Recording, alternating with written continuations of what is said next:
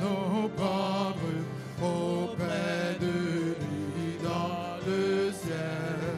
Il nous a dit de l'attendre jusqu'au jour de son appel. Nous avons la victoire, nous vivons avec Jésus dans le ciel. À toi seul la gloire, oh viens bientôt Emmanuel.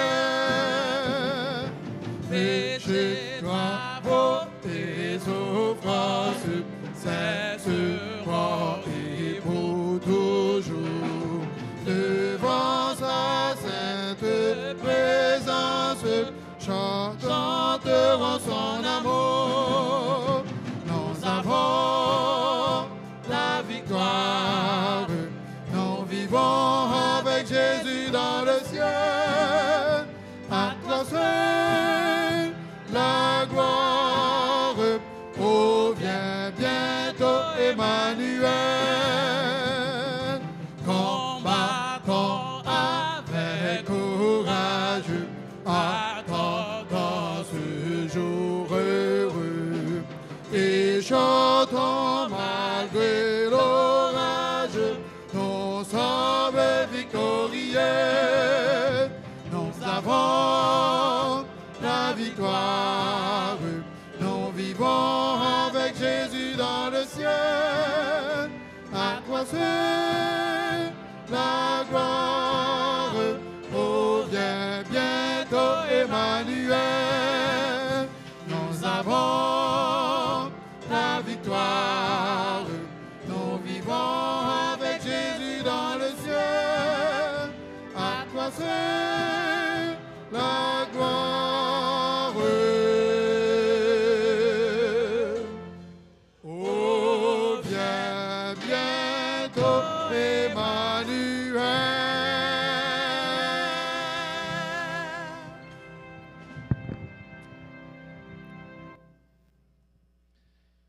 Frères et sœurs, chers amis, bonsoir. C'est notre dernière soirée. Est-ce que vous êtes contents de me voir partir? Donc, certains sont un peu contents parce que le soir, ils rentrent à la maison trop tard. Ah ouais. Mais je sais que ce moment passé ensemble a été très bien. On a étudié ensemble, on a prié ensemble, ça a été une bonne chose. Mais est-ce que c'est fini? Non, ce n'est pas fini. Parce que nous devons continuer à nous préparer jusqu'au retour de Jésus. Nous ne faisons que changer de style de préparation. Nous étions dans une étude intensive. Maintenant, nous allons digérer ce qu'on a appris. Nous allons diluer ce qu'on a appris pour prendre une bouchée à la fois chaque jour jusqu'à ce que le Seigneur nous donne la transformation désirée et être prêt à fouler les parvis célestes. Si après cette période, on oublie tout ce qu'on a étudié ensemble, ça ne marche pas. Ça ne marche pas. Certaines fois, nous sommes excités parce qu'on est ensemble à étudier. Mais quand on est seul, on n'a plus le désir de continuer à étudier. C'est pour cela que le Seigneur nous donne un rendez-vous hebdomadaire. Si on était resté seul à la maison sans rencontrer les gens pour nous stimuler à l'étude et à la prière, un grand nombre d'entre nous ne continuerait pas à étudier. Mais quand nous sommes ensemble, nous nous encourageons, pas vrai? Nous nous encourageons et nous continuons à lutter jusqu'à ce que le Seigneur revienne. Nous voulons voir les mains de nos visiteurs ce soir et nous allons distribuer une dernière fois certains livrets pour tous ceux-là qui nous visitent ce soir avant de commencer avec notre dernière étude pour ce soir. Il y aura demain matin, dans notre culte, une séance de baptême. ce sera avant la prédication. Donc ce soir, nous avons une liste. Ce soir, nous devons compléter la liste. Nous avons une liste en bas. On a commencé à faire les examens et les anciens ont commencé à voir les gens qui doivent être baptisés demain. Mais la liste n'est pas complète. Il y a d'autres personnes qui doivent s'ajouter. Il y a des gens qui ne sont pas prêts, bien entendu, mais nous voulons les accompagner jusqu'à ce qu'ils soient prêts. Nous devons baptiser des gens qui soient vraiment prêts. Si on n'est pas prêt à nous détacher de certaines habitudes, on ne peut pas recevoir le baptême en étant dans une condition qui n'est pas correcte. On comprend? Mais s'il y a des gens qui veulent le faire ce soir, à la fin de la réunion de ce soir, on prendra les noms et on prendra un rendez-vous pour les examens avec les anciens. On fera tout ce qui est possible et on aura la cérémonie de baptême dans le culte demain, matin, au moment de l'adoration avec le peuple de Dieu. Tout le monde est invité. Tout le monde est invité à cette cérémonie. Nous allons voir notre dernier sujet pour ce soir. Notre dernier sujet, ce sera pour demain matin. Donc, nous allons voir ce soir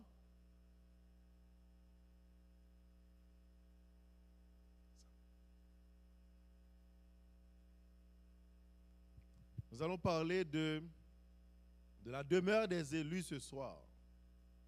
La demeure des élus.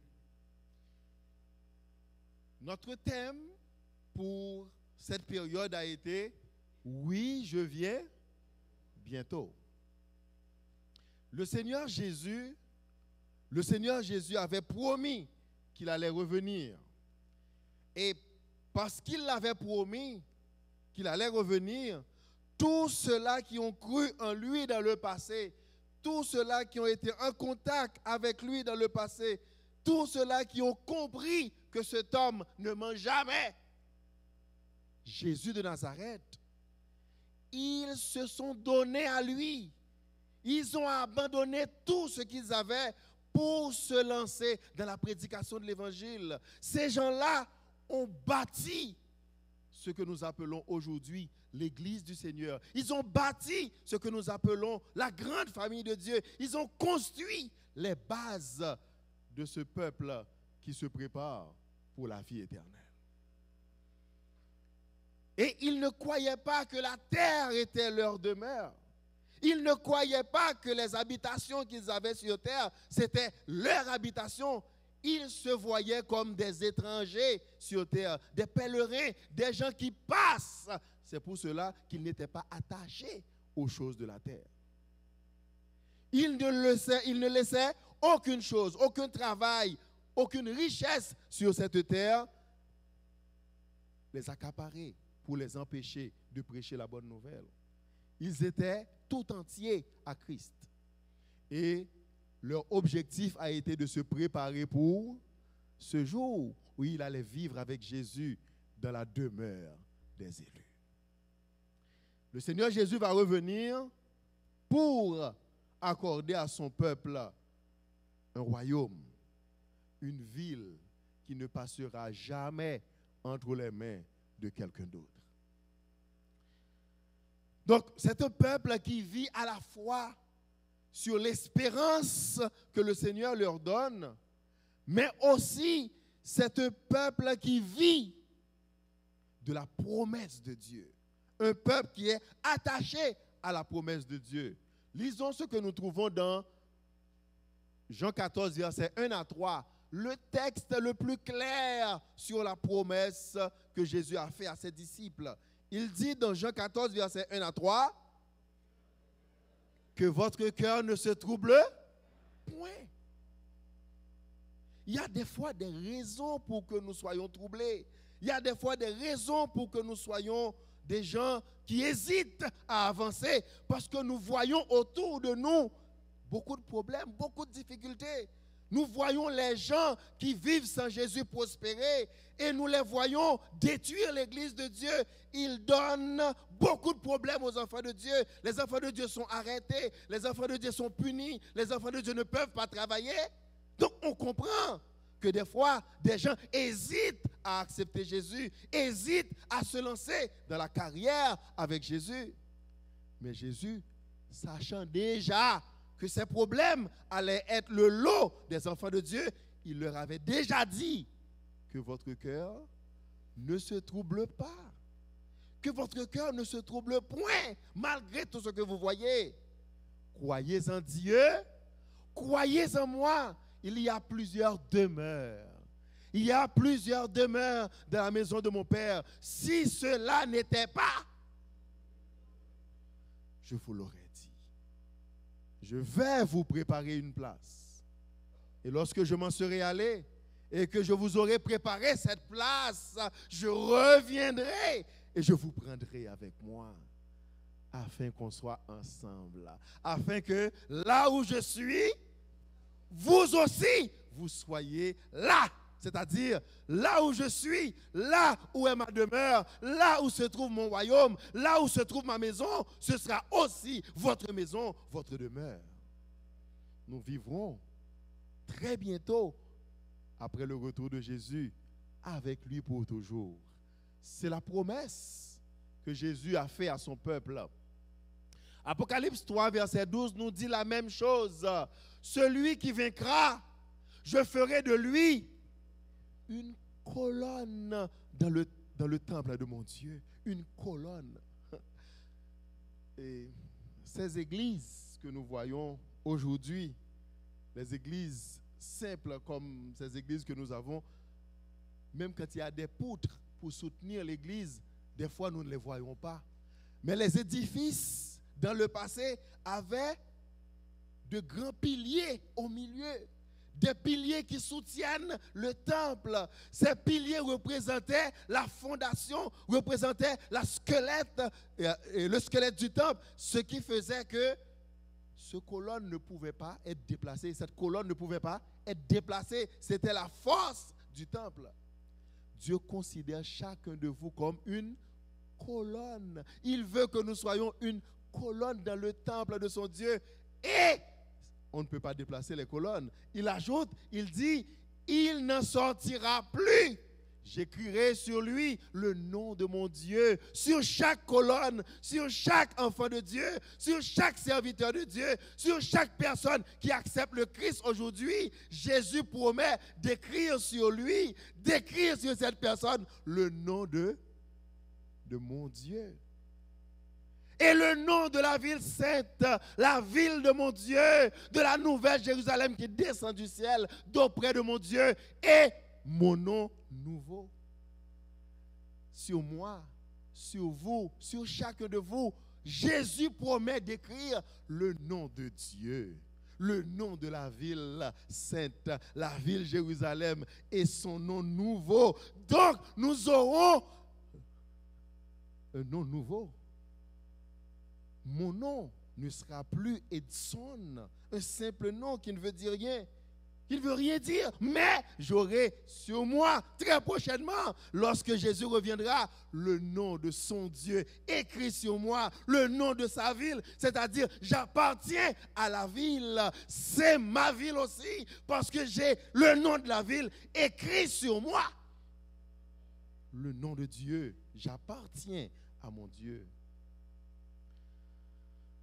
Dans Hébreux chapitre 11, versets 9 et 10, en parlant d'Abraham, de la promesse faite à Abraham, l'apôtre Paul dit, c'est par la foi qu'il vient s'établir dans la terre promise, comme dans une terre étrangère, habitant sous des tentes, ainsi qu'Isaac et Jacob, les co-héritiers de la même promesse, car ils attendaient la cité qui a de solides fondements, celle dont Dieu est l'architecte et le constructeur.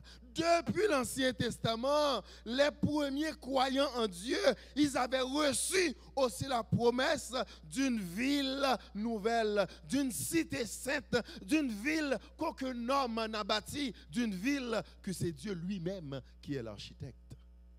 Une ville que Dieu lui-même a bâtie pour ses enfants.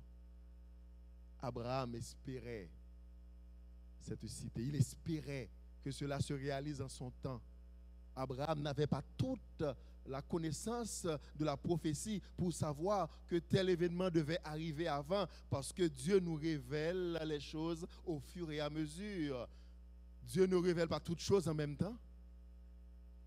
Dieu nous donne ce qui est nécessaire pour notre survie là maintenant. Dieu dose ce qu'il nous donne pour que nous puissions avancer lentement, mais sûrement avec lui. Philippiens 3, versets 18 à 21, nous lisons « Car il en est plusieurs qui marchent en ennemis de la croix de Christ. Je vous en ai souvent parlé, et j'en parle maintenant encore en pleurant. Leur fin sera la perdition. Ils ont pour Dieu leur ventre. Ils mettent leur gloire dans ce qui fait leur honte. Ils ne pensent qu'aux choses de la terre. » Il fait la différence entre ceux qui n'espèrent pas en une cité que Dieu a préparée, qui ne croient pas en la promesse de Dieu, ceux-là qui s'attachent aux choses de la terre, ceux-là qui ne pensent seulement qu'à recevoir des biens terrestres, seulement à se nourrir. Ils ne pensent qu'aux choses de la terre. Et l'apôtre Paul dit, quand je pense à ces gens-là, je parle de ces gens-là en pleurant. Pourquoi? Parce que ces gens-là vont à la perdition. Ces gens-là vont se perdre parce qu'ils hésitent, parce qu'ils n'ont pas eu le courage d'accepter la vie éternelle en Jésus-Christ. Donc, ce n'est pas une raison de se dire « Ah, moi, j'ai la vérité, moi, je suis content d'avoir la vérité » et on oublie les autres. Parce que l'amour de Jésus nous presse à aimer aussi celui qui vit à côté de nous. Nous devons aimer les gens jusqu'à sentir qu'ils vont souffrir aussi. Pourquoi doivent-ils périr? Pourquoi n'acceptent-ils pas la vérité? Pourquoi devrais-je laisser ces gens mourir? Mais comme je n'ai pas le droit de choisir à leur place, comme je ne peux pas prendre la décision pour eux, si c'était moi qui devais choisir, pas de monde qui t'a venu là, pas de signer 4 là. On t'a payé un monde sorti dans ce là, ça ne pas signer 4 là. C'est moi qui t'ai choisi. Depuis son monde qui entre là, je signe 4 là pour vous. Qu'on vle, qu'on pas vle, pour sauver. Mais malheureusement, ce n'est pas ainsi. Ce n'est pas ainsi. Ce que Dieu veut, c'est que l'on prenne la décision soi-même. On a le libre arbitre. C'est chacun qui doit décider de son sort. C'est chacun qui doit décider est-ce qu'il veut être avec Jésus ou s'il veut rester périr. Je ne peux pas prendre cette décision. Mais si je devais le prendre, je le prendrais à votre place. L'apôtre Paul dit, je parle de ces gens-là en pleurant. Et il continue, mais notre cité à nous est dans les cieux. Eux, ils espèrent en la terre. Ils espèrent dans les choses de la terre. Ils n'ont pour Dieu que leur ventre. Mais nous, notre cité à nous est dans les cieux, d'où nous attendons aussi comme sauveur le Seigneur Jésus-Christ, qui transformera le corps de notre humiliation en le rendant semblable au corps de sa gloire par le pouvoir qu'il a de s'assujettir toutes choses. Nous attendons du ciel, d'auprès de Dieu, notre cité. Nous n'espérons pas dans les maisons de la terre. Nous ne fondons pas notre gloire, nous ne fondons pas notre joie sur les choses de la terre. Ce n'est pas Kaï ici qui est important pour nous. Kaï chaque 15 ans, chaque 25 ans, ou oblige à préparer. Non! Nous attendons une cité. Le fondement de la cité, c'est Dieu qui a jeté ce fondement. C'est Dieu qui est l'architecte. Et cette ville n'a pas besoin de réparation parce que c'est Dieu lui-même qui a construit cette ville.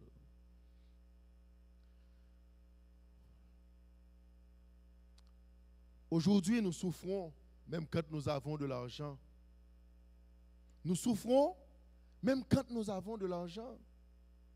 On raconte l'histoire d'un homme très riche, il avait beaucoup d'argent, mais il est allé à l'hôpital. Parce qu'à 70 ans, il ne pouvait plus uriner. Il avait une maladie qui fait le paca pipi. À 70 ans. Mais comme il avait de l'argent, il a été à l'hôpital, il a vu des spécialistes. Les spécialistes ont fait des diagnostics, ils ont préparé beaucoup de médicaments, ils ont fait appel à d'autres personnes pour intervenir et ils ont fait une intervention très coûteuse pour permettre à la personne de pouvoir uriner. Après l'opération, l'homme a pu uriner. Mais, quand on lui a tendu la facture, il a vu le montant. Il a vu le montant qu'il va devoir payer pour pouvoir uriner. Et il a commencé à pleurer. Et quand le médecin en chef, il a vu que l'homme était en pleurs, en voyant la facture, il lui a dit, « Monsieur, est-ce qu'il y a un problème avec la facture? Si le prix est trop élevé, vous pouvez vous arranger avec l'hôpital pour les versements, etc. On peut reconsidérer le prix pour voir est-ce qu'on peut faire, qu'est-ce qu'on peut faire pour enlever du prix, faire d'autres considérations. » L'homme a dit, « Non, ce n'est pas le prix. Ce n'est pas le prix qui me dérange. C'est parce que je ne savais pas ce que Dieu avait fait pour moi. Depuis 70 ans, je pouvais uriner, mais je ne savais pas quelle était la valeur de cela. Pouvoir uriner gratuitement, sans rien payer. Chaque jour, j'allais faire pipi. C'était facile. Je ne savais pas que cela avait un prix. Mais aujourd'hui, je sais ce que Dieu a fait pour moi. Et l'homme n'avait considéré que le fait de faire pipi, uriner. Il n'a pas contrôlé chaque bouffée d'oxygène. Il n'a pas contrôlé chaque battement de son cœur. Il n'a pas contrôlé tout ce que Dieu a donné à son corps pour qu'il puisse vivre. Depuis nous faites ça, nous fait pour qu'elle batte rien. Nous lever, nous la battre, nous pas faire rien. Mais qui est le camp et la kounya là, il y a un problème. Nous allons débourser l'argent pour nous faire le battre. Faire le battre, c'est incapable. Nous allons mettre ton cœur artificiel, pour coûter nos paquets d'argent. Mais chaque temps pour nous changer, pour nous faire ceci, pour nous faire cela, nous allons rendre nous compte que Dieu nous a donné un cadeau extraordinaire. Un cœur qui n'a pas de batterie pour nous obliger à changer batterie tout le temps. Batterie a fini. Mais sur la nouvelle terre, la vie sera différente. La vie sera différente. Aujourd'hui, vous avez l'argent, vous n'avez pas de santé. Vous avez l'argent, vous n'avez pas de sécurité. Mais sur la nouvelle terre, on n'aura plus à penser à ces choses. Ésaïe 11, versets 5 à 7 nous dit, « La justice sera la ceinture du sifflant, et la fidélité la ceinture du serein. Le loup habitera avec l'agneau, et la panthère se couchera avec le chevreau. Le veau, le lionceau et le bétail qu'on engraisse seront ensemble. Et un petit enfant les conduira. La vache et l'ours auront un même pâturage. Leurs petits un même gîte. Et le lion, comme le bœuf, mangera la paille. Amen. Il n'y aura pas de bêtes féroces sur la nouvelle terre de Dieu. Dans la cité de Dieu, il n'y aura aucun tort. Il n'y aura pas de bêtes sauvages, il n'y a pas d'hommes sauvages, il n'y a pas de femmes sauvages qui battent leur mari, ni d'hommes qui étranglent leurs femmes. Non. Sur la nouvelle terre, ce sera la paix, la tranquillité. Même les bêtes sauvages mangeront la paille. La paille.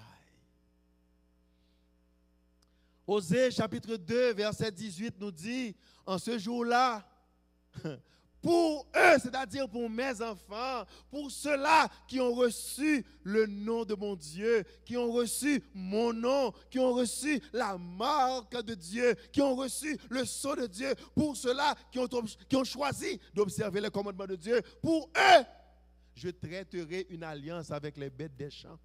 Hein? Bon Dieu font alliance avec bêtes pour nous.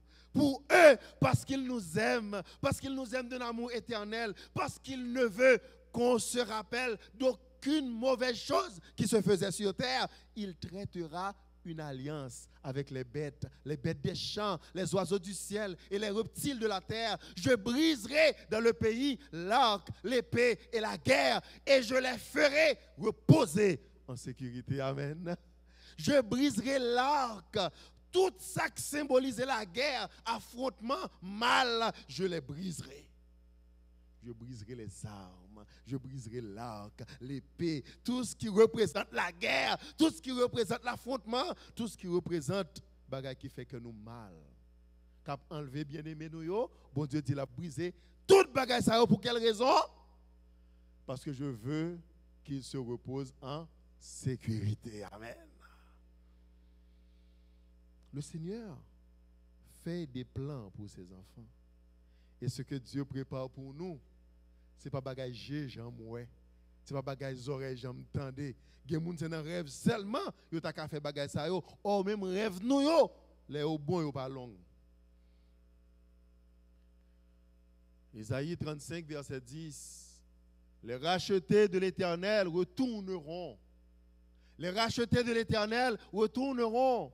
Ils iront à Sion avec des chants de triomphe et une joie éternelle couronnera leur tête. L'allégresse et la joie s'approcheront. L'allégresse et la joie s'approcheront. Mais quoi? Et l'autre? Mais la douleur et les gémissements s'enfuiront. Amen. La joie s'approchera de moi, de vous. L'allégresse, ce qui fait notre joie, ce qui fait notre bonheur, nous poursuivra. C'est-à-dire, toute bagaille ça yo, il a prêté attaché à nous, il a collé la caille nous, il a poursuivi nous tout côté nous fait. Mais tout ce qui est mauvais, qui provoque la douleur, le chagrin, ils s'enfuiront loin de nous. Nous ne les verrons plus jamais. Amen. Apocalypse 21, versets 4 à 6. Il essuiera toute larme de leurs yeux. Et la mort ne sera plus. Il n'y aura plus ni deuil, ni cri, ni douleur, car les premières choses ont disparu. Et celui qui était assis sur le trône dit, voici, je fais toutes choses nouvelles. Et il dit, écris, car ces paroles sont certaines et véritables. Il me dit, c'est fait. Je suis l'alpha et l'oméga, le commencement et la fin. À celui qui a soif, je donnerai de la source de l'eau de la vie. Sans rien payer. Et gratuitement. N'a boué de l'eau by la vie gratuitement. N'a boué de l'eau ça chaque jour, mais gratuitement, sans rien payer. Parce que le Seigneur voudra faire le bonheur de son peuple. Il essuiera toute larme de leurs yeux. Toute larme de leurs yeux. Tout ce qui nous font souffrir maintenant, tout ce qui nous attriste maintenant, tout ce qui éloigne de nous notre sommeil, tout ce qui nous empêche de nous reposer en paix, maintenant, tout cela s'enfuiront loin de nous. Loin de nous. Voici, je fais toutes choses nouvelles, dit Dieu. Toutes choses nouvelles, pas nouvelles dans le sens que yo vin plus puissant, mal yo vin plus puissant, parce que de nos jours, quand on dit qu'on vient avec quelque chose de nouveau sur terre, on ne sait pas quelle sera la force maléfique qui viendra avec cette chose. À chaque fois que l'homme crée un bagaille qui est plus puissant, il y a plus de vies qui sont en danger. Il y a plus de vies qui sont en danger. Mais Dieu nous dit, le mal s'enfuira loin de nous. Amen. Dieu nous fait une description de la Bible de la nouvelle terre. Pas la nouvelle terre, la nouvelle Jérusalem. Ce que j'aime surtout avec la description, c'est que les raisons que nous avons aujourd'hui, qui nous empêchent de venir à l'église, tout ce qui nous empêche maintenant de choisir Jésus comme sauveur, tout ce qui nous attache au monde maintenant, sur la nouvelle terre, tout cela n'aura aucune valeur. L'argent, l'or, tout ce que nous voulons avoir, la gloire, la force, etc., ces choses-là n'auront aucune valeur sur la nouvelle terre. Je dis à mon ap cherche un petit mot sur l'or, un petit mot sur le diamant pour les riches. Nous parlons sur la nouvelle terre, comment bagaille ça au lier. Puis je vis un nouveau ciel et une nouvelle terre, car le premier ciel et la première terre avaient disparu, et la mer n'était plus. Je vis descendre du ciel d'auprès de Dieu la ville sainte, la nouvelle Jérusalem, préparée comme une épouse qui s'est parée pour son époux. Et j'entendis du trône une voix forte qui disait, voici le tabernacle de Dieu avec les hommes. Voici le tabernacle de Dieu avec les hommes. Il habitera avec eux et ils seront son peuple. Et Dieu lui-même sera avec eux. Apocalypse 21, versets 10 à 27. Ce passage, j'ai fait un résumé pour vous parce que c'est un peu long. J'ai pris les textes, quelques textes dans ce passage et je vous invite à lire tout le chapitre à la maison.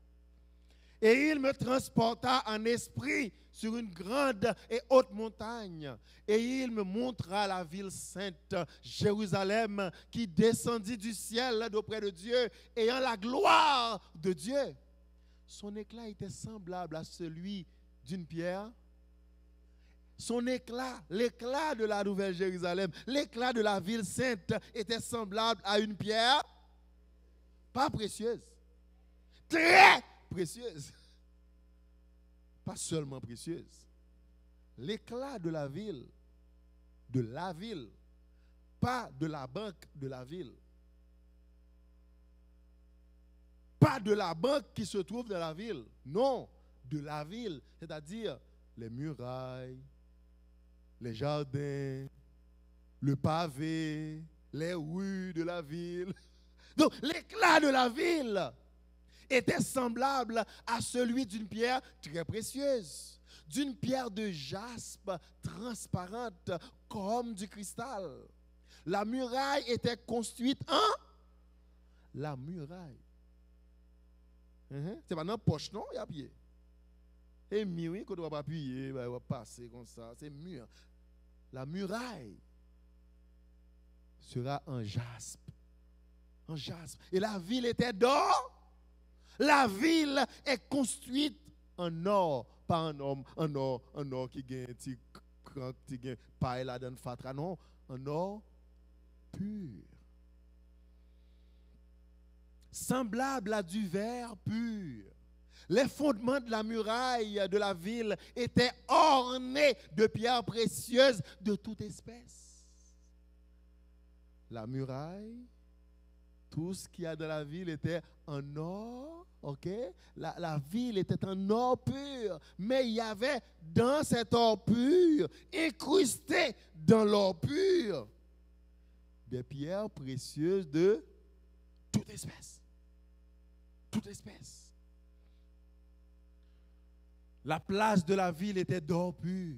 La place, quand on va chita, on va l'après-midi, on prend petit chita, on prend chanter pour Jésus, on prend parler de l'histoire, nous content de rencontrer des amis. On sauvé, waouh, content sur la place. On pas qu'on nous t'es converti, non, qui l'ont fait ça, waouh, Jésus a bon vrai, papa, sur la place de la ville. Sur la place de la ville, nous avons raconté rêve nous, les bancs, toutes jouettes peut-être, par contre combien de jouettes, parce que je ne peux pas dire nous ça bien exactement, mais la place de la ville est en or pur. Amen. Comme du verre transparent, je ne vis point de temple de la ville. Même l'église pas gain, non? Pas gain l'église. Pourquoi? Parce que Dieu est notre temple. L'agneau est notre temple de la ville. La ville n'a besoin ni du soleil, ni de la lune pour l'éclairer, car la gloire de Dieu l'éclaire et l'agneau est son flambeau. Il n'entrera chez elle rien de souillé, ni personne qui se livre à l'abomination et au mensonge. Il n'entrera que ceux qui sont écrits dans le livre de vie de l'agneau.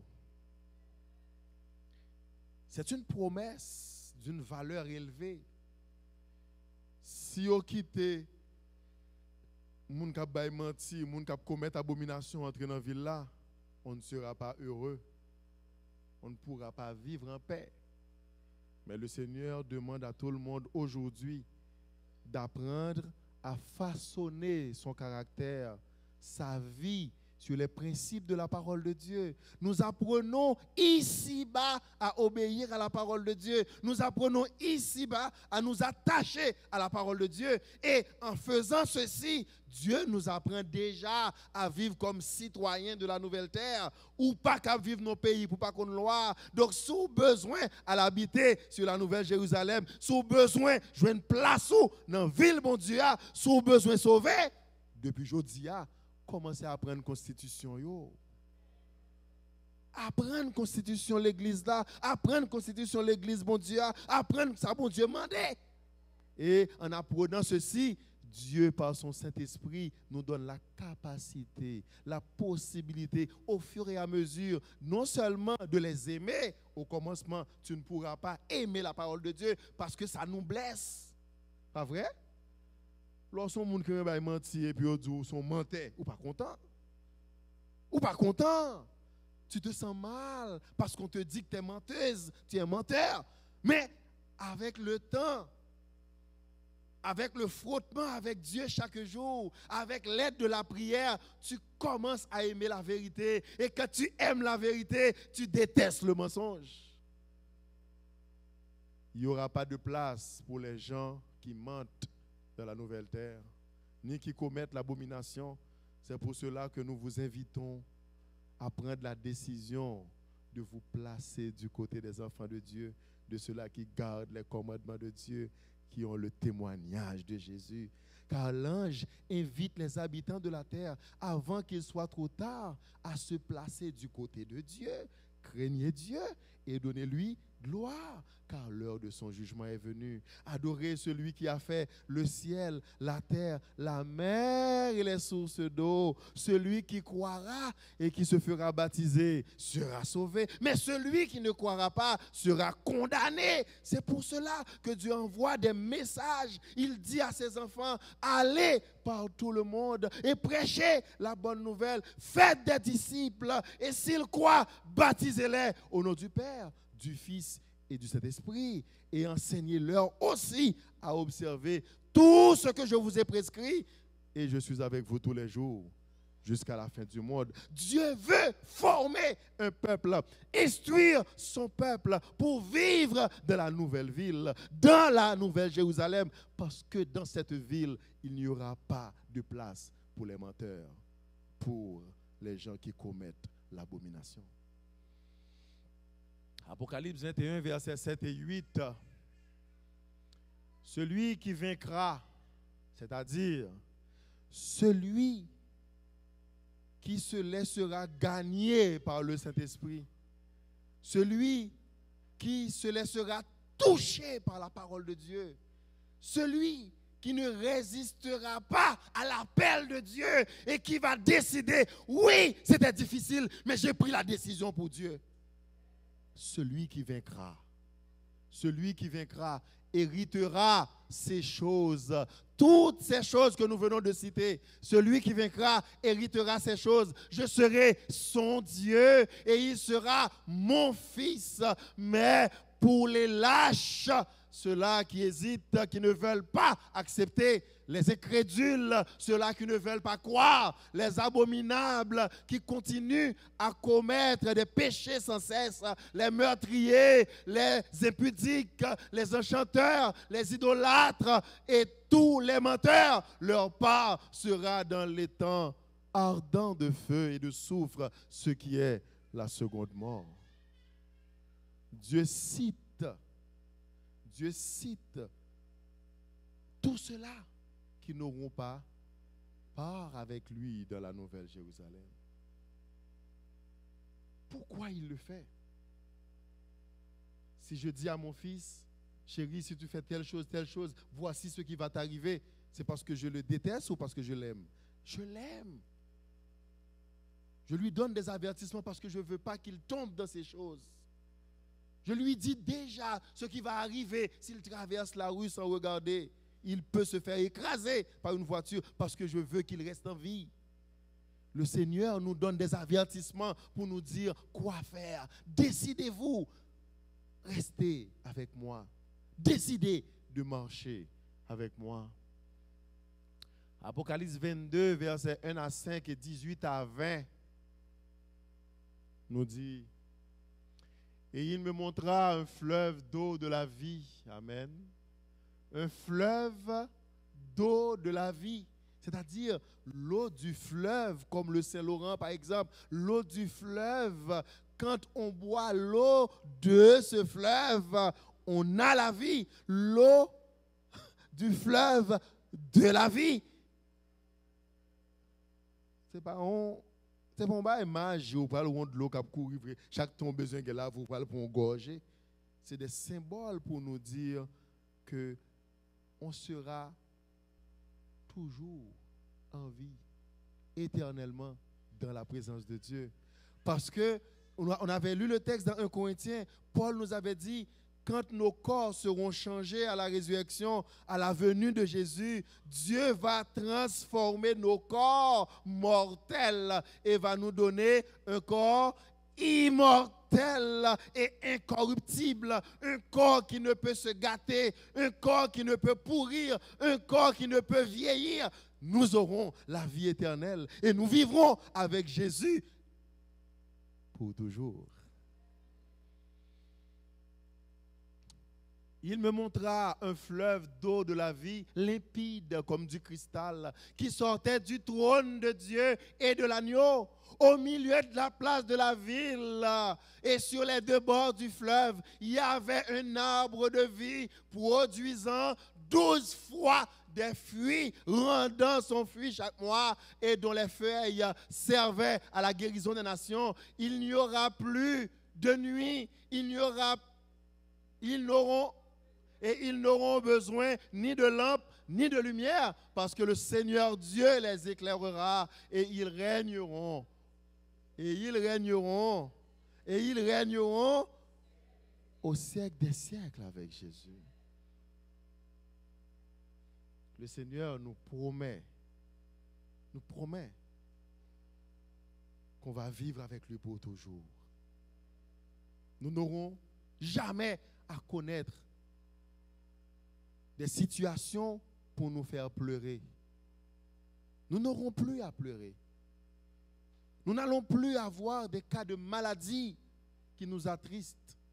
Nous n'aurons plus à avoir des enfants qui tombent malades. Nous n'aurons plus à voir nos parents disparaître. La mort ne sera plus.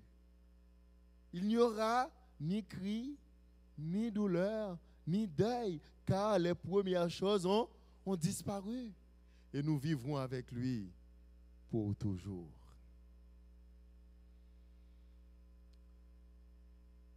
Je le déclare à quiconque entend les paroles de la prophétie de ce livre.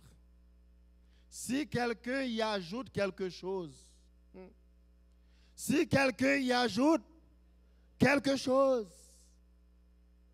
Dieu le frappera des fléaux décrits dans ce livre.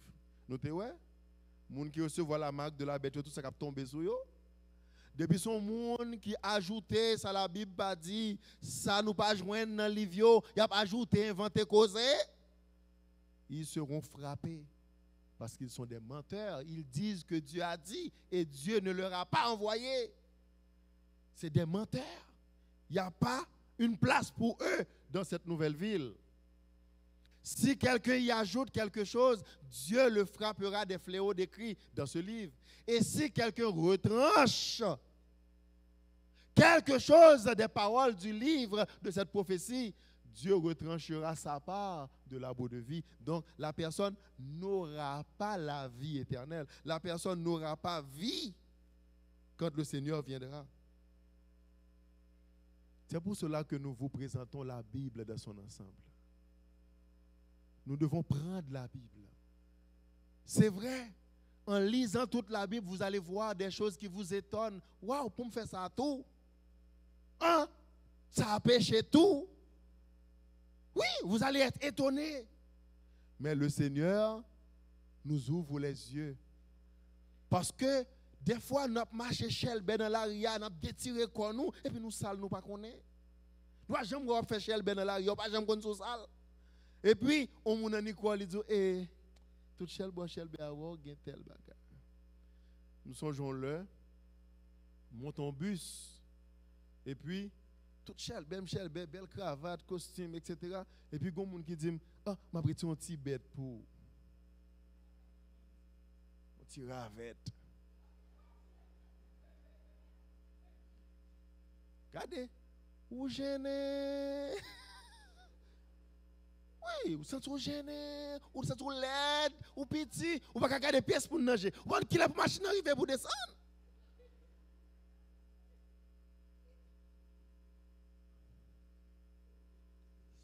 C'est ça qui arrive nous. C'est comme ça que nous sommes quand nous ne connaissons pas la parole de Dieu. Nous pensons que notre vie est correcte. Nous agissons avec orgueil. Pourtant, nous péchons, nous ne le savons pas. Mais quand nous lisons la parole de Dieu, nous sommes au courant de notre vrai état, de notre situation. Nous reconnaissons que nous avons besoin de Dieu. Nous avons besoin de son pardon, de sa grâce et de son salut. C'est pour cela que le Seigneur nous invite à lire sa parole, à accepter sa parole, à croire. Et quand nous croyons, il dit, celui qui croira se fera baptiser et sera sauvé. Amen. Et Jésus dit, c'est notre dernière lecture pour terminer. Celui qui atteste ces choses, il dit, oui, je viens bientôt. Cette déclaration, tout ce que nous venons de lire, les déclarations concernant la nouvelle cité, les déclarations sur la nouvelle terre, les déclarations sur la vie de la nouvelle Jérusalem, toutes ces bonnes choses, toutes ces choses agréables, la vie éternelle, la paix, la tranquillité d'esprit, tout cela, celui qui atteste ces choses, celui qui déclare ces choses, celui qui nous donne ce message, celui qui donne cette parole, cette prophétie, celui qui révèle cette vérité, il dit, oui, je viens bientôt. Nous disons Amen. Mais il faut ajouter une autre chose. Le texte dit, Amen. Viens, Seigneur Jésus. C'est la réponse au thème. C'est la réponse au thème de la campagne. Le Seigneur Jésus nous dit, oui, je viens bientôt pour vous donner la vie éternelle. Oui, je viens bientôt pour restaurer toutes choses. Oui, je viens bientôt. Mais nous devons être en mesure pour dire, Amen. Viens, Seigneur Jésus.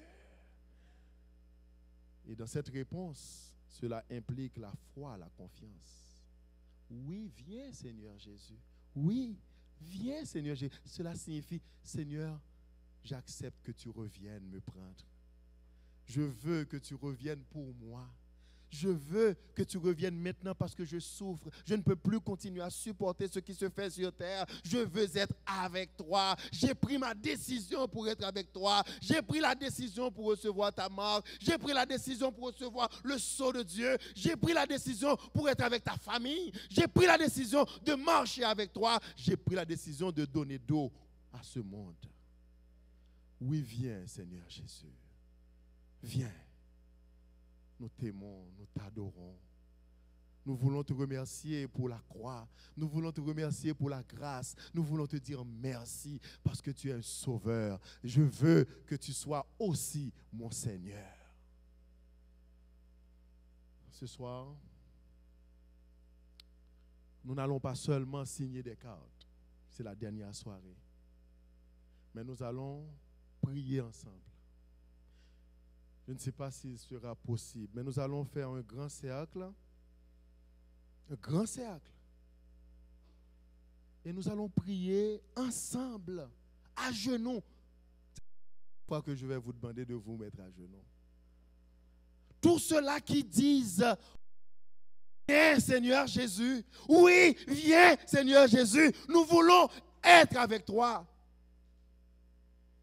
Tandis que nous allons faire le cercle, nous demandons à Pasteur Élisée de nous rejoindre. Pasteur Élisée, il va venir. C'est le pasteur de l'église, il est responsable de la formation, il est responsable de la continuité de la formation pour le salut de ses enfants. Pasteur Juloise et Pasteur Edwins, s'ils ont des cartes en main, s'il y a quelqu'un qui veut recevoir une carte ce soir, qu'il fasse un geste, qu'il lève la main et on va lui donner la carte. Et on va prier pour que le Seigneur nous donne la chance de recevoir ce sceau. Son nom écrit sur nos fronts, le nom de la ville sainte, le nom de l'agneau, le nouveau nom de Jésus, le nom de gloire qu'il porte maintenant, parce qu'il vient bientôt nous chercher. Oui, je viens bientôt. Je viens bientôt. Et nous voulons dire ce soir, viens Seigneur Jésus.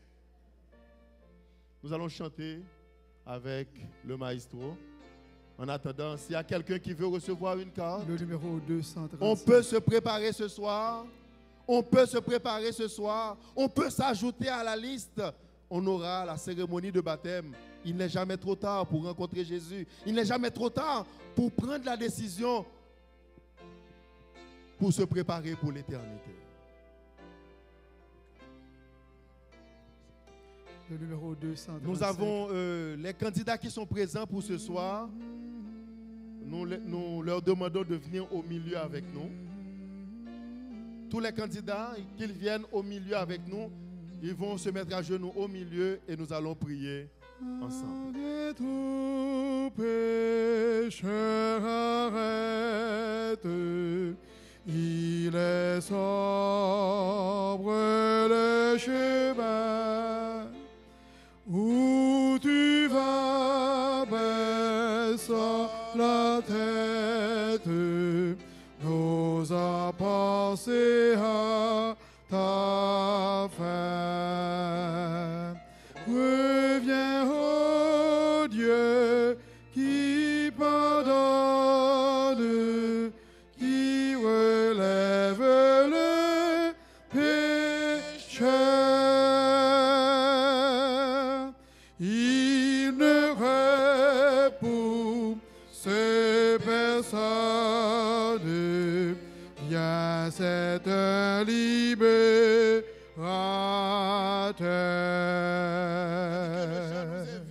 Invite chacun de nous à nous donner, à nous livrer entre les mains du libérateur qui est Jésus-Christ de Nazareth. Est-ce qu'il y a une personne ici dans cette assemblée qui aurait suivi toute la campagne et qui avait entendu tout le message de la parole de Dieu et dont le cœur a été touché par le dernier sermon du message, de la prédication prêchée de la prédication de son serviteur, pasteur Edson, et qui ce soir veut livrer son cœur totalement à Christ, nous demandons pour capable mounsa capable agiter mail pour que nous capable prier pour lui. Nous voulons prier pour cette personne qui veut ce soir s'adonner à Christ, livrer son cœur à son Seigneur.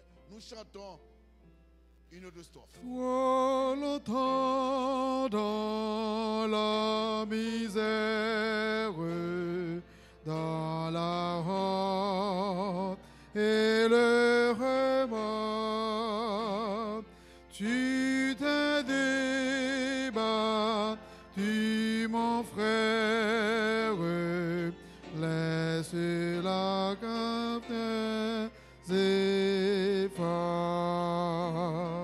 Reviens, ô Dieu, qui pardonne,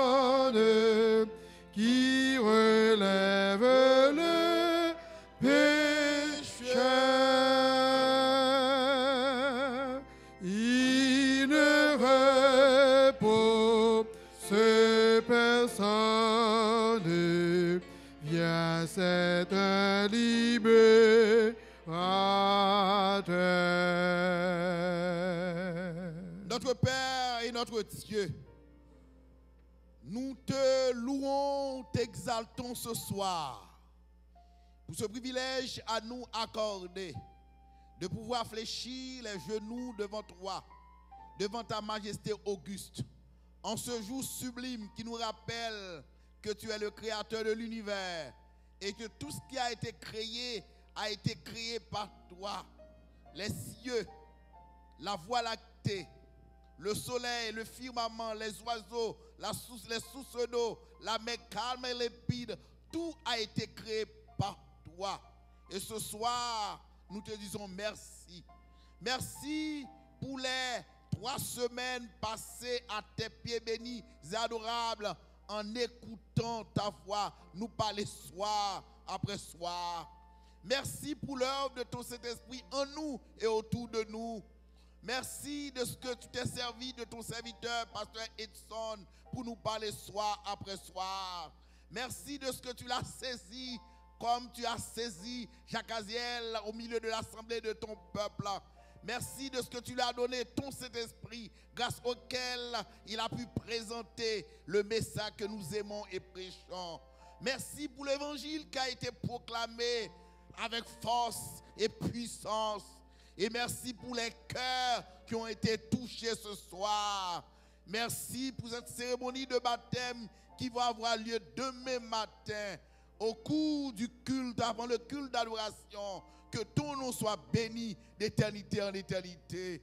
Merci pour les différents points qui ont été présentés, pour les différents programmes qui ont été élaborés, exécutés, pour les chants, pour les sermons, pour tout ce qui a été fait et qui a permis à ces âmes d'accepter Jésus dans leur cœur ce soir. Nous te disons merci, nous te salmodions. Nous sommes bien heureux de nous appartenir à toi. Nous sommes bien heureux de ce que tu nous as fait, tes enfants. Nous le sommes grâce au sang de Jésus-Christ. Alors que ce soir, nous nous prosternons devant toi. Et nous voulons profiter de cette occasion qui nous est offerte pour renouveler notre engagement avec toi. Parce que notre désir intense, Seigneur, notre souhait, c'est ce que nous voulons voir Jésus dans sa gloire. Nous voulons le contempler lors de sa parousie. Nous voulons voir la face de l'agneau qui a été immolé pour nous sur la croix, dont les mains ont été percées pour nous, qui a porté la couronne d'épines pour qu'aujourd'hui nous puissions avoir l'espérance qu'un jour nous porterons la couronne de gloire. Merci pour tout cela et merci pour la promesse que tu nous as faite à travers ta sainte parole. Tu vas nous préparer une place. Une demeure, oui Seigneur, chacun de nous a une place qui nous a été réservée grâce à la mort de Jésus-Christ. Oh, ce soir, nous voulons, Seigneur, être à tes côtés. Nous voulons être avec toi pendant toute l'éternité bienheureuse. Et c'est pourquoi nous te supplions de ta grâce, de ta miséricorde, alors que ton peuple se prosterne devant toi, alors que nous nous trouvons dans cette position d'humilité devant ta majesté. Nous voulons, Seigneur, te prier pour chaque personne prosternée devant toi, que son nom soit inscrit dans le livre de vie et que toute l'assemblée ici présente soit prête pour le retour de Jésus-Christ.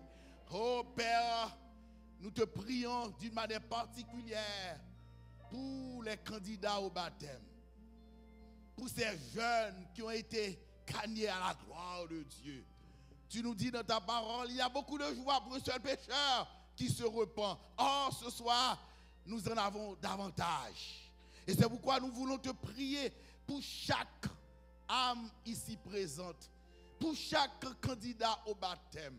Puisses-tu insuffler sur eux ton Saint-Esprit. Alors que ce soir, demain matin, ils vont être plongés. Ils vont recevoir le baptême d'eau. Mais qu'ils soient d'abord baptisés par ton Saint-Esprit. Et parce que seul le baptême de l'Esprit peut transformer les cœurs. Seul le baptême de l'Esprit peut nous permettre de connaître cette vie qu'on appelle la nouvelle naissance. Nous voulons avoir cette nouvelle vie grâce à toi. Communique à chacun de nous cette nouvelle vie. Parce que notre souhait, notre désir, notre vœu, Père, c'est d'être un jour avec toi. Nous voulons y être. Malgré les vicissitudes de la vie, les aléas de l'existence, malgré les problèmes auxquels nous faisons face dans notre vie, notre vécu existentiel. Nous voulons, en dépit de tout, au-delà de nos problèmes, au-delà de nos souffrances, nous voulons être avec toi. Seigneur, merci pour l'instrument que tu t'es servi, grâce auquel nous avons pu entendre ta parole. Alors que demain matin, il doit pouvoir présenter la dernière prédication à toute l'assemblée, aux nouveaux baptisés et ensuite à ton peuple. Puisses-tu, encore une fois, le qualifier pour cette prédication. Que ton Saint-Esprit puisse le saisir et qu'il reçoive toutes les bénédictions dans les lieux célestes. Que ce prédicateur continue à prier pour toi. Qu'il soit un homme trempé de la rosée du ciel, de la puissance de l'Esprit, et qu'il parle partout où il passe le message que nous aimons et prêchons. Bénis sa femme qui est avec nous. Bénis ses enfants qui sont avec nous. Bénis cette équipe pastorale. Et permets qu'un jour, le désir, le rêve de ton serviteur, qui n'est pas exprimé audiblement, puisse être réalisé à la gloire de Dieu. Nous comptons sur toi. Bénis chacun de nous. Tout ce que tu avais fait pour moi dans le passé, fais de même également pour Pasteur Hudson, qu'il en soit ainsi. Au nom de Jésus, lui qui vit et qui demeure au siècle des siècles. Amen. Amen.